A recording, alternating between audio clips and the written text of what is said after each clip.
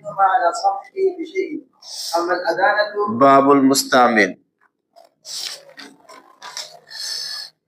اس باب میں عمل لے کر آنے والے شخص کے بارے میں مسائل ذکر کیے جائیں گے، بھلے کافر عمل لے کر دارالاسلام میں آئے یا مسلمان عمل لے کر دارالحرم میں جائے۔ پہلا مسئلہ یہ ہے کہ ایک مسلمان تاجر دارالحرم میں داخل ہو عمل لے کر، تو ان کے لیے جائز نہیں، تو اس تاجر کے لیے جائز نہیں ہے کہ کافروں کے مالوں سے چھیڑخانی کرے اور نہ ان کے نفسوں سے چھیڑخانی کرے، کیونکہ اس نے ضمانت اٹھائی ہے کہ ان سے چھیڑخانی نہیں کرے گا، تو لہذا چھیڑخانی یہ غدر ہوگا، دھوکہ ہوگا، دھوکہ حرام ہے۔ الا یہ کہ وہ اگر دھوکہ کر لے اس کے ساتھ، اس کا مال وغیرہ چھین لے یا اس کو قید کر دے، یا کوئی ایک آدمی بادشاہ کی اجازت سے چھیڑخانی کرے، تو اس کے لیے جائز ہے کہ اپنے عہد کو توڑ دے۔ ہاں اگر یہاں سے کسی مسلمان کو قید کر کے لے گئے ہیں، اس سے چھیڑخانی کرتے ہیں، تو وہ ان کے لیے جائز ہے، کیونکہ اس سے معاہدہ نہیں ہوا۔ فَإِنْ غَدَرَ بِهِمْ، اگر تاجر نے چھیڑخانی کی، دھوکہ کیا ان کے ساتھ اور ان کا مال چھین لیا اور دارالاسلام میں مال لے آیا، اب کیا ہوگا؟ تو اس کا مالک بن جائے گا، کیونکہ مال مباح تھا، اس پر قبضہ کیا اس نے، مگر چونکہ قبضہ غلط طریقے سے کیا گیا ہے، اس لیے اس میں خباثت پیدا ہو گئی ہے، تو اس کو حکم دیا جائے گا اس کو صدقہ کر دے، کیونکہ ملکیت کا سبب واقع ہو چکا ہے، لیکن ملکیت آئی غلط طریقے سے، اس لیے صدقے کا حکم کیا جائے گا۔ وَإِذَا دَخَلَ الْمُسْلِمُ دَارَ الْحَرَمِ، ایک مسلمان جو ہے وہ دارالحرم میں عمل لے کر داخل ہوا، پھر اس نے وہاں پر کسی حربی نے اس کو قرضہ دے دیا اس مسلمان کو، یا اس مسلمان نے کسی حربی کو قرضہ دیا، یا کسی مسلمان نے حربی کا مال غصب کر لیا، یا حربی نے مسلمان کا مال غصب کر لیا، پھر اس کے بعد جو ہے نا وہ دارالاسلام میں آ گیا اور وہ حربی کافر بھی عمل لے کر آ گیا، تو قاضی ان کے کسی معاملے کا فیصلہ نہیں کرے گا۔ اگر قاضی کے پاس جاتے ہیں، قرض کا فیصلہ تو اس لیے نہیں کرے گا کیونکہ اس کے لیے ولایت ضروری ہے، اور یہاں پر جو ہے جب قرض کا معاملہ ہو رہا تھا تب دونوں پر ولایت نہیں تھی، اب جب فیصلہ کر رہا ہے مسلمان پر تو ولایت ہے، لیکن اس مستعمل پر ولایت نہیں ہے، کیونکہ مستعمل جو عمل لے کر آیا ہے اس کا عمل اس طرح ہوتا ہے کہ اب سے یہاں موجود رہنے تک میں اپنے معاملات کا فیصلہ کرواؤں گا، لیکن جو پہلے کی ہے یا بعد کے ہوگے ان کا فیصلہ آپ نہیں کریں گے، تو چونکہ یہ معاملہ پہلے کا ہے اس لیے مسلمان قاضی کو اس قرض والے معاملہ میں اس پر ولایت حاصل نہیں ہے، ٹھیک ہے۔ اور رہا غصب کا معاملہ، اس میں فیصلہ نہیں کرے گا، کیونکہ جب وہ مسلمان اس مال کا مالک بن رہا تھا، اس کا مالک بننا درست تھا، وہ مالک غیر معصوم تھا، تو اس کا مالک بن چکا ہے وہ، تو جب ایک آدمی صحیح مالک بنا ہے اس کے بارے میں قاضی فیصلہ کیوں کرے گا، ٹھیک ہے۔ وَكَذَلِكَ لَوْ كَانَ حَرْبِيَّيْنِ فَعَلَا، ایسے اگر دونوں حربی تھے، انہوں نے یہ معاملہ دارالحرم میں کیا، پھر عمل لے کر آئے، تب بھی قاضی فیصلہ نہیں کرے گا، کیونکہ یہاں تو دونوں پر ولایت حاصل نہیں ہے۔ وَلَوْ خَرَجَا مُسْلِمَيْنِ،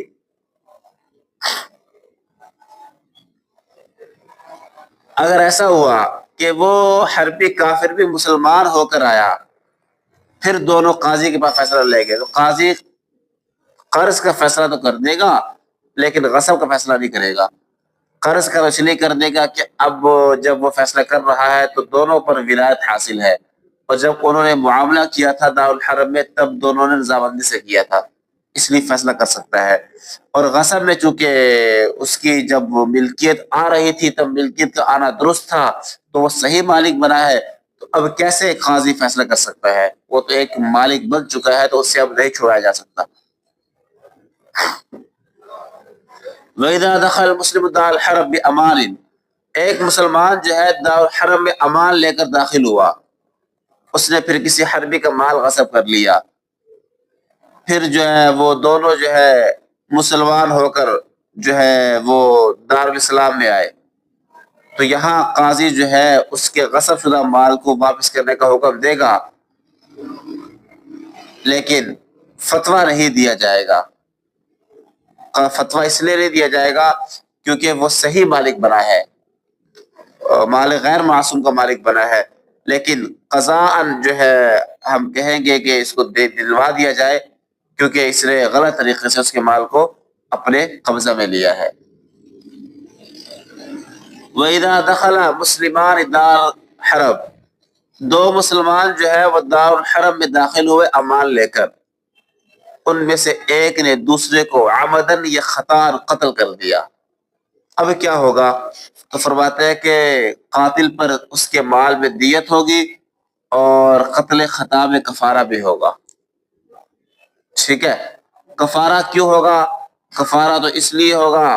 کیونکہ قرآن کریم میں مطلقاً ہے وَمَنْ قَتَلَ مُؤْمِنًا خَطًا فَتَحْرِيرُ رَقَبَةٍ، یہاں یہ قید نہیں ہے کہ دارالاسلام میں ہو یا دارالحرم میں ہو، اس لیے کفارہ تو ہوگا۔ اور دیت اس لیے ہوگی کیونکہ وہ دارالاسلام میں سے گیا ہے، تو دارالاسلام سے دارالحرم میں عمل لے کر جانے سے عصمت باطل نہیں ہوتی، اس لیے عصمت برقرار ہے اور دیت اس سے لی جائے گی۔ قصاص واجب نہیں ہوگا البتہ، کیونکہ قصاص کے لیے ضروری ہے قصاص کا حصول ممکن ہو سکے، اور دارالحرب کے اندر قاضی کو ولایت حاصل نہیں ہے، اس لیے قصاص ہم نہیں لے سکتے۔ اور یہاں پر جو ہے دیت اس کے اپنے مال میں ہوگی قتل عمد میں، کیونکہ قتل عمد میں عاقلہ دیت نہیں دیتی، اور قتل خطا میں بھی اسی کے مال میں دیت ہوگی۔ حالانکہ اصول تو یہ ہے قتل خطا میں کون دیت دیتا ہے؟ عاقلہ، لیکن یہاں پر کیا ہے؟ اس کے مال میں ہوگی، کیونکہ دارالحرب کی وجہ سے عاقلہ کو یہ قوت حاصل نہیں تھی کہ وہ اس قتل سے روک سکے، وہ دارالحرب تھا نا وہ، اس لیے عاقلہ یہاں مجبور ہے، تو عاقلہ پر قتل خطا میں بھی دیت نہیں ہوگی، قتل خطا میں خود دے گا۔ وَإِنْ كَانَا أَسِيرَيْنِ فَقُتِلَ أَحَدُهُمَا، صورت مسئلہ یہ ہے کہ اگر دو، یہ تو کہ آزاد تھے وہاں عمل لے کر گئے، اگر دو مسلمان قید کر کے لے کے گئے چلے گئے وہ کفار، پھر ان دو مسلمانوں میں سے ایک نے دوسرے کو قتل کر دیا، یا مسلمان تاجر نے کسی قیدی کو قتل کر دیا، تو یہاں پر جو ہے قاتل پر قتل خطا میں جو ہے کفارہ ہوگا امام صاحب کے نزدیک، لیکن صاحبین فرماتے ہیں کہ قتل خطا میں بھی اور عمد میں بھی دیت ہوگی۔ ٹھیک ہے، کیونکہ ان کی دلیل یہ ہے کہ یہ عصمت جو ہے قید ہونے سے باطل نہیں ہوتی، جیسے عمل لے کر جانے سے عصمت باطل نہیں ہوتی۔ باقی قصاص تو نہیں لے سکتے وہ کہتے ہیں کیونکہ وہاں پر وہ نہیں ہے، قدرت حاصل نہیں ہے قاضی کو۔ ولی ابی حنیفہ، امام صاحب فرماتے ہیں نہیں، قیدیوں کا مسئلہ مختلف ہے، قیدی ان کے تابع ہے، ان کے تابع ہو کر مغلوب ہو چکے ہیں، یہی وجہ ہے کہ ان کے مقیم ہونے سے قیدی مقیم ہوں گے، ان کے مسافروں سے قیدی کیا ہوں گے؟ مسافر ہوں گے، تو ان کا احراز بالکلیہ باطل ہو چکا ہے۔ تو یہ ایسے ہوگا جیسے وہاں مسلم کافر دارالحرب اسلام لے آئے، ہجرت نہ کرے، ایسے یہ بھی ان کی طرح ہو گئی ہے۔ البتہ جو ہے کفارہ جو ہے قتل خطا میں دینا ہوگا، کفارہ قتل عمد میں ہمارے نزدیک نہیں ہوتا۔ بات سمجھ آ گئی؟ فصل قال وَإِذَا دَخَلَ الْحَرْبِ إِلَيْنَا مُسْتَعْمِرًا، صورت مسئلہ یہ ہے اس فصل میں جو ہے مستعمر کے احکام ذکر کیے جائے گا، جو اہل حرم میں سے کوئی اگر ہماری طرف عمل لے کر آئے ان کے بارے میں یہاں ذکر ہوگا۔ فرمایا کہ ایک حربی کافر جو ہے نا ہماری طرف عمل لے کر داخل ہوا تو اس کے لیے سال سے زیادہ ٹھہرنے کی اجازت نہیں ہوگی، 1 سال سے کم رہے، زیادہ نہیں۔ اور امام کہے گا اگر آپ سال بھر رہ لیے تو آپ پر کیا ہوگا؟ جزیہ مقرر کر دیا جائے گا، کیونکہ حربی تو اصل تو یہ ہے کہ وہ ہمارے ملک میں نہ رہے، کیونکہ یا تو غلام بن جائے یا جزیہ دے، کیونکہ ہمارے پاس وہ رہے گی تو ہمارے خلاف جاسوس بن جائیں گے اور ہمارے خلاف مددگار ہوں گے، مسلمانوں کو ضرر ہوگا، ان کو خبریں پہنچائے گی جی مسلمان ان کی چھاونیاں یہاں پر ہے، ان کا اسلحہ یہاں پر ہے، نقصان ہوگا نا ہمارا۔ اصل تو یہ ہے کہ ان کو یہاں نہ رہنے دیا جائے۔ لیکن اگر بالکل ہی نہ رہنے دیا جائے تو اس سے جو ہے یہ تجارت اور جانوروں کا آنا جانا یہ سارا سلسلہ منقطع ہو جائے گا، ان سے تجارت کا سلسلہ ختم ہو جائے گا، مسلمانوں کو نقصان ہوگا۔ تو اس لیے جو ہے پھر ہم کہتے ہیں کہ تھوڑا بہت رہنے کی گنجائش ہے، سال بھر سے کم کم، ٹھیک ہے، کیونکہ جزیہ کی مدت سال بھر رہنے کے ساتھ ہوتی ہے، اس سے کم رہے تو پھر گنجائش دی جائے گی، لیکن سال بھر یا اس سے کم کی خاص مدت مقرر نہیں ہے۔ اگر قاضی چاہے، حاکم 1 یا 2 مہینے مقرر کرنا چاہے تب بھی جائز ہے، پھر ان کو 1-2 مہینوں میں نکلنا ہوگا، یعنی کہ زیادہ سے زیادہ مدت سال سے کم کم، سال سے اوپر بھی ہونی چاہیے ورنہ پھر جزیہ لازم ہو جائے گا۔ سال سے کم کتنی ہے وہ حاکم وقت جو مناسب سمجھے، حالات کو دیکھ کر ان کے لیے فیصلہ کرے۔ پھر جب حاکم نے کہا بھائی آپ چلے جائیں سال سے پہلے اگر چلے گئے تو ٹھیک ہے، کوئی مسئلہ نہیں ہے، اگر پھر بھی سال بھر ٹھہرے رہے تو خود بخود آٹومیٹکلی کیا بن جائیں گے؟ ذمہ بن جائیں گے، کیونکہ جب امام نے کہہ دیا تھا پھر بھی نہیں گئے، اس کا مطلب ہے کہ وہ ذمہ بننے پر راضی ہے، ٹھیک ہے۔ وَإِذَا أَقَامَهَا بَعْدَ مَقَالِ الْإِمَامِ جو ہو گیا یہ۔ اب جب ذمہ بن گئے تو ذمہ بننے کے بعد اب ان کو ہم دارالحرب نہیں جانے دیں گے، کیونکہ دارالحرب میں جائے گا تو کافی نقصان ہو گیا ہمارے، ایک تو وہ جزیہ جو آ رہا ہے وہ ختم ہو جائے گا، اور دوسری بات یہ کہ جب یہ جائیں گے تو اس کی اولاد بھی دارالحرب میں جائے گی تو وہ ہمارے خلاف، مسلمانوں کے خلاف ایک لشکر بن کر اٹھیں گے، اس لیے اب جب وہ ذمہ بن گئے اب ان کو ہم روک لیں گے، ان کو اب نہیں جانے دیں گے، ٹھیک ہے۔ فَإِن دَخَلَ الْحَرْبِ دَارَنَا بِأَمَانٍ، ایک حربی کافر دارالاسلام میں امن لے کر آیا، یہاں آ کر اس نے جو ہے جی خراجی زمین خریدی اور اس پر خراج لاگو کر دیا گیا، تو خراج لاگو ہونے کے بعد وہ ذمہ بن جائے گا، کیونکہ زمین خراج خریدنا خود گویا کہ اپنے آپ کو ذمہ بنانا ہے، لیکن محض خریدنے سے ذمہ نہیں بنے گا جب تک کہ اس زمین پر خریدنے کے بعد خراج لاگو نہ ہو جائے، کیونکہ بس اوقات خریدنا تجارت کے لیے بھی ہوتا ہے، تو اس لیے خراج لاگو ہونے کا انتظار کیا جائے گا، جب خراج لاگو ہوگا اب ذمہ بن گیا، لیکن ذمہ اب سے بنا ہے، اب سے 1 سال گزرے گا آگے تو یہ جو ہے اپنا جو ہے ذمہ ہونے کی وجہ سے وہ زمان دے گا، جزیہ دے گا، اب سے پہلے جو جتنا وقت یہاں رہا ہے اس کو جو ہے شمار ذمہ ہونے میں نہیں کیا جائے گا، سمجھ آگے بات جی۔ وقوله فی الکتاب فَإِذَا وُسِعَ عَلَيْهِ الْخِرَاجِ، یہ آیا نا متن میں فَإِذَا وُسِعَ عَلَيْهِ الْخِرَاجِ فَهُوَ ذِمِّيٌّ، یہ ایک فرمایا، یہ ایک اصول اور ضابطہ ہے کہ جس پر خراج لاگو کر دیا جائے تو وہ ذمہ بن جاتا ہے، اس پر کئی مسائل متفرع ہوتے ہیں، وہ آگے چل کر بڑی کتابوں میں انشاءاللہ آپ پڑھ لیں گے۔ وَإِذَا دَخَلَتْ حَرْبِيَّةٌ بِأَمَانٍ، فرمایا کہ ایک حربیہ کافرہ امان لے کر دارالاسلام میں آئی، یہاں آ کر اس نے ذمی مرد سے نکاح کر لیا، تو نکاح کرتے ہی ذمہ ہو جائے گی، کیونکہ عورت مرد کی تابع ہے، اس نے اپنے آپ کو ذمہ کے تابع کر دیا، تابع ہونے کی وجہ سے جیسے مرد ذمہ، یہ بھی کیا ہو جائے گی؟ ذمہ بن جائے گی۔ وَإِذَا دَخَلَ حَرْبِيٌّ بِأَمَانٍ، ایک حربی کافر امان لے کر داخل ہوا، اس نے یہاں ذمیہ سے دارالاسلام میں نکاح کیا تو وہ ذمہ نہیں بنے گا، کیونکہ مرد عورت کی تابع نہیں ہے، وہ کبھی بھی طلاق دے کر واپس جا سکتا ہے، اس لیے اس نے یہاں رہنے کا التزام نہیں کیا ہے، ٹھیک ہے۔ وَلَوْ أَنَّ حَرْبِيًّا دَخَلَ، صورت مسئلہ یہ ہے کہ ایک حربی کافر دارالاسلام میں امان لے کر آیا،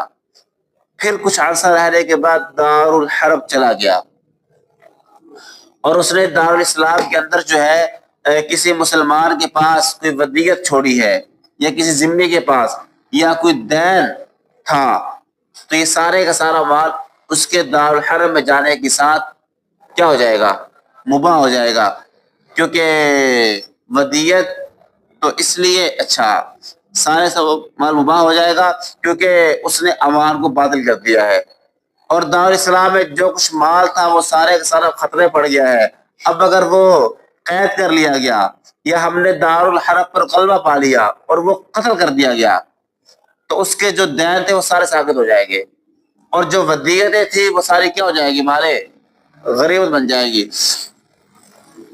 ودیعت مال غنیمت کیوں بنے گی؟ اس لیے کہ آپ نے پڑھا کہ مودے پر جو ہے ودیعت پر امانت پر اصل قبضہ مالک کا ہوتا ہے، تو یہاں بھی گویا کہ اصل قبضہ اسی کافر مالک کا ہے، اگر اس کے پاس ہوتا تو کیا بنتا؟ غنیمت بنتا۔ تو یہاں بھی جس کے پاس امانت رکھی ہے اس کے پاس سے آٹومیٹکلی غنیمت بن جائے گا۔ اور جو قرض ہے تو قرض چونکہ یہ اس کا مطالبہ اس میں یہ ہوتا ہے کہ مالک اس جس کے پاس قرض رکھے اس سے مطالبہ کرے، کوئی مطالبہ کر نہیں سکتا۔ اب کیا کرے، اس کو غنیمت بنائے؟ تو اس سے بہتر یہ ہے کہ جس کا قبضہ پہلے مقدم ہے اسی کا قبضہ برقرار رکھا جائے، اور وہ جس کے پاس قرض ہے اس کا قبضہ ہے تو لہذا اسی کو وہ مل جائے گا۔ وَإِن قُتِلَ، اور اگر ہم نے دار الحرب پر غلبہ نہیں پایا بلکہ وہ ویسے قتل کر دیا گیا، تو اب کیا ہو گیا؟ مر گیا۔ اب فرماتے ہیں وہ قرض اور ودیعت ورثاء کو دی جائے گی کیونکہ اب غنیمت نہیں بنی ہے، ٹھیک ہے۔ قال وما اوجف المسلمون علیہ من اموال اہل الحرب، صورت مسئلہ یہ ہے کہ مسلمانوں نے جو ہے نا بغیر قتال کے ان کا مال سمیٹ لیا، یعنی گئے تھے جہاد کے لیے لیکن وہ ڈر گئے، انہوں نے کہا انہوں نے اسلحہ ڈال دیا، ہاتھ کھڑے کر دیے، تو اب کیا ہوگا؟ اب یہ سارے کا سارا مال مصالح مسلمین میں خرچ کیا جائے گا، جو ہے جیسے خراج کا مال ہوتا ہے، یہ جیسے وہ زمینیں جہاں سے وہ بھاگ جائیں اور جزیہ وغیرہ، ان میں خمس نہیں نکالا جاتا اور نہ مجاہدین کے حصے ہوتے ہیں ان میں، اس کو مصالح عامہ میں خرچ کیا جاتا ہے۔ یہ بھی جو مال بغیر جنگ کے حاصل ہو جائے اس کو مصالح عامہ میں خرچ کیا جائے گا، خمس نہیں نکالا جائے گا، لیکن امام شافعی رحمہ اللہ فرماتے ہیں اس میں خمس نکالا جائے گا، وہ قیاس کرتے ہیں مال غنیمت پر، لیکن ہم کہتے ہیں نہیں نکالا جائے گا۔ ہماری دلیل یہ ہے کہ حضور صلی اللہ علیہ وسلم نے جزیہ لیا تھا، ایسے حضرت عمر حضرت معاذ نے، اور سارے کا سارا بیت المال میں رکھ دیا تھا، خمس نہیں لیا تھا۔ اس لیے جو جہاد کے بغیر مال ہاتھ میں ہے اس کو مال فے کہتے ہیں، اس میں سے خمس نہیں نکالا جاتا۔ وَلِأَنَّهُ مَالٌ مَأْخُوذٌ، یہ ہم احناف کی دوسری عقلی دلیل ہے۔ دیکھو یہ جو مال ہے نا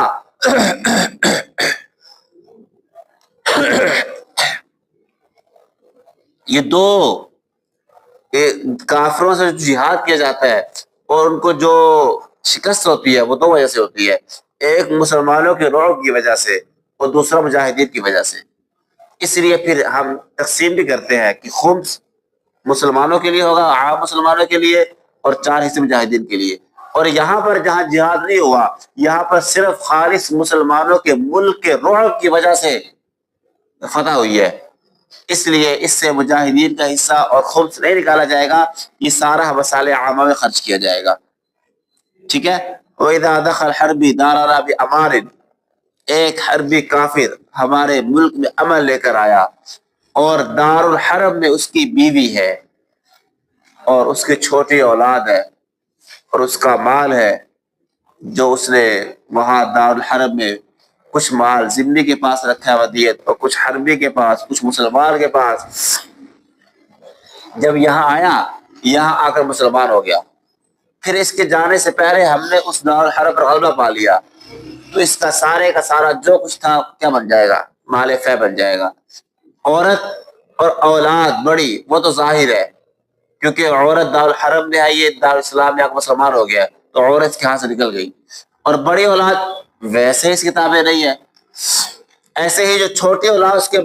جو اولاد اس کے پیٹ کے اندر ہے وہ بھی ماں کتابیں ہے، اور چھوٹی اولاد کس کتابیں نہیں ہے کیونکہ اس کے لیے ضروری ہے کہ اس کی ماتحتی میں ہو، اور یہ جب اسلام لا رہا ہے اس وقت وہ اولاد اس کی ماتحتی میں نہیں ہے، اس لیے وہ بھی مال غنیمت میں چلی جائے گی۔ ایسے ہی اس کے مال بھی اختلاف دارائر کی وجہ سے محفوظ نہیں رہے تو وہ بھی کیا ہو جائے گا؟ مال غنیمت میں چلے جائیں گے، ٹھیک ہے۔ وَإِنْ أَسْلَمَ فِي دَارِ الْحَرْبِ ثُمَّ جَاءَ، لیکن اگر یہ تھا کہ دار الاسلام میں آ کر اسلام لایا ہے، اب ہے کہ دار الحرب میں اسلام لے آیا پھر ہمارے ملک میں آیا پھر ہم نے غلبہ پایا دارالحرب پر تو اس کی چھوٹی اولاد اب آزاد ہوگی، کیونکہ جب یہ اسلام لایا ہے اس وقت وہ اولاد اس کے تابع تھی، اس کی متحدی میں تھی، تو آٹومیٹکلی اس کی تابع ہو کر مسلمان شمار ہو گئی۔ اب جب ہم غلبہ پائیں گے تو وہ چھوٹی اولاد اب جو ہے وہ غلام نہیں بنے گی۔ ایسے ہی جو مال کسی مسلمان کے پاس ودیعت تھا یا ذمے کے پاس تھا، تو یہ چونکہ ید محترم ہے تو یہ ان کا قبضہ گویا کہ مالی قبضہ شمار ہو رہا ہے، اس لیے جو مال مسلمان یا ذمے کے پاس قبضے میں تھا وہ اس کو ملے گا، البتہ جو حربی وغیرہ کے پاس ہوگا وہ نہیں ملے گا، اور اس کی بیوی اور اس کی بڑی اولاد تو پہلے کی طرح ہی ہوگی، وہ کیا ہے مال غنیمت میں آ جائے گی۔ وَإِذَا أَسْلَمَ الْحَرْبِ فِي دَارِ الْحَرْبِ، صورت مسئلہ یہ ہے کہ ایک حربی دارالحرب میں اسلام لایا، اس کو پھر وہاں پر جو ہے کسی مسلمان نے عمدن یا خطاً قتل کر دیا اور اس کے ورثاء موجود ہے وہاں پر، تو فرمایا کہ اس قاتل پر کچھ بھی نہیں ہے، صرف قتل خطا میں کفارہ ہے۔ اور امام شافعی رحمہ اللہ فرماتے ہیں کہ دیت قتل خطا میں دیت بھی ہوگی اور قصاص بھی عمد ہوگا۔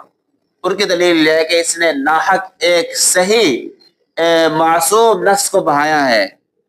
اور یہ خود مسلمان ہے، یہ سزاؤں کے یہ گناہوں کی وجہ سے سزاؤں کا سامنا کرے گا، اس لیے اس کو قتل خطا میں دیت بھی دینی ہوگی، قتل عمد میں قصاص قتل بھی کیا جائے گا۔ ٹھیک ہے، مولانا علیہ کہ ہم کہتے ہیں نہیں، اللہ نے فرمایا کہ فَإِنْ كَانَ مِنْ قَوْمٍ عَدُوٍّ لَكُمْ فَهُوَ مُؤْمِنٌ فَتَحْرِيرُ رَقَبَةٍ مُؤْمِنَةٍ، اس میں صاف واضح بتا دیا ہے کہ اگر دشمن کی زمین میں کسی مسلمان کو قتل کر دیا تو وہاں پر صرف ایک غلام، ایک رقبہ مؤمنہ کو آزاد کرنا ہے، تو اس میں دیت کا ذکر یا اس میں قصاص کا ذکر نہیں ہے، اس لیے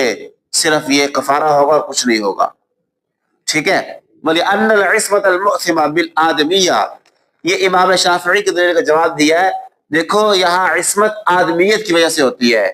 آدمی کے لیے حکم یہ ہے کہ وہ اسلامی شرائع پر عمل کرے اور محرمات تعرض نہ کرے، مال تابع ہے، ٹھیک ہے، اور نفس جو ہے وہ اصل ہے، تو مال جو قیمت ہے یہ نفس کے قائم مقام نہیں ہو سکتی، یہ صرف دارالاسلام کی وجہ سے یہ نفس کی قیمت لی جاتی ہے اور وہ دارالحرب ہے، اس لیے دارالحرب ہونے کی وجہ سے قیمت نہیں لی جائے گی۔ یہ لمبی بات، یہ مطلب ہے، کچھ اور مطلب نہیں ہے۔ الا ان الشرع اسقط، ایسے مرتد و مستامن جو ہے وہ بھی جو کہ ہمارے ملک میں جب آتے ہیں وہ بھی ایک وقت تک رہنے کے لیے آتے ہیں، تو وہ بھی جو ہے وہ بھی ان کا نفس بھی معصوم نہیں ہوگا۔ ٹھیک ہے، ومن قتل مسلما خطأ، ایک مسلمان کو خطأ قتل کر دیا اور وہ ایسا مسلمان تھا جو کوئی ولی ہی نہیں ہے، یا حربی کو قتل کیا جو ہمارے ملک میں اول لے کر آیا تھا اور اسلام لے آیا تھا، اس کو قتل کر دیا، اب کیا ہوگا؟ تو فرمایا دیت جو ہے عاقلہ پر ہوگی، قاتل کے عاقلہ پر ہوگی، اور وصول کون کرے گا؟ اس کے ورثاء تو نہیں ہے تو وہ امام وصول کرے گا، اور اس پر کفارہ بھی ہوگا کیونکہ مسلمان نے ایک نفس معصوم کو خطا قتل کیا ہے، اس کو کفارہ دینا پڑے گا، اور امام اس کے یہ دیت وغیرہ کا مطالبہ کرے گا۔ وہ انکار عمدن، اور اگر عمدن قتل کیا تھا تو اب امام کو اجازت ہے اگر چاہے تو قتل کر دے، اگر چاہے دیت لے لے، کیونکہ یہ نفس معصوم تھا اور قتل عمد ہے، اور ولی چونکہ ہے نہیں تو جب جس کا ولی نہ ہو اس کے لیے حکم یہ ہے کہ السلطان ولی من لا ولی لہ، حدیث پاک ہے، تو اس لیے سلطان ولی ہے وہ قصاص یا دیت لے گا، اور فرمایا کہ قصاص کے بجائے دیت لینا یہاں زیادہ بہتر ہے، کیونکہ قصاص ہوتا ہے اس کے رشتہ دار اور اولیاء کو راضی کرنے کے لیے، ان کو جو خون کھول رہا ہوتا ہے وہ ذرا اس میں ٹھنڈک لانے کے لیے تاکہ ان کا غصہ ٹھنڈا ہو، اور یہاں ولی تو ہے نہیں تو قصاص لے کے کس کو خوش کریں گے، تو بہتر ہے دیت لے لے تاکہ مصالح عامہ میں خرچ ہو جائے اور مسلم والوں کو فائدہ ہو جائے، اس لیے یہاں پر قصاص کی بجائے دیت لینا بہتر ہے۔ معاف نہیں کر سکتا حاکم کہ قصاص بھی نہ لے دیت بھی نہ لے، یہ صرف ورثاء کا حق ہوتا ہے، حاکم معاف نہیں کر سکتا، کیونکہ حاکم معاف کرے گا تو مصالح عامہ کا نقصان ہو جائے گا، عوام کو جو دیت ملنا چاہیے غربا کو وہ دیت نہیں ملے گی تو عوام کو نقصان ہوگا. اس لیے حاکم وقت بالکل معاف نہیں کر سکتا یا تو قصاص لے لے، بلکہ اگر قصاص نہیں لیتا تو پھر بہتر بھی یہی ہے کہ قصاص کے بجائے دیت لے، دونوں کو معاف کر دے، ایسا اس کے لیے جائز نہیں ہوگا. باب العشر والخراج یہاں سے زندگی رہی تو انشاءاللہ پھر دیکھیں گے.